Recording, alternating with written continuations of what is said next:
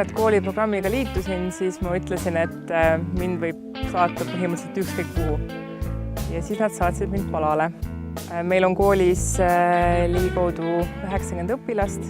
Mina annan õpilastele loodusõpetust, inimeseõpetust ja arvutiõpetust. Lisaks olen ka nüüd inglise keele õpetaja väikestele ja kooli huvijuht. See koht on väga armas, siin on toredad inimesed ja eks see on olnud näha ka, et tegelikult on oldud elevil selle üle, et tuleb noor inimene. Vald on andnud mulle korteri, kus elada. Direktor tõi mulle esimesel päeval poti ja panni, kus süüa teha. Ma tegelikult natuke pelgasin tulla väiksesse kohta, olles ise täielik linnatüdruk. Ma ütlesin kohe, et ma tahan võtta kõikidest võimalikest tegevustest kohe osa. Olen liitunud pala naisrühmaga, kes siis tantsivad ja võimlevad. Olen käinud aeg-ajalt tegemas ka pilatest ja joogat.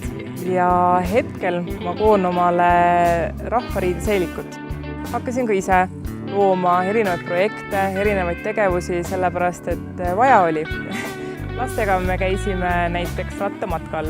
Käisime veel restoranis Tartus söömas, et õppida seda viisakat väljas olemist.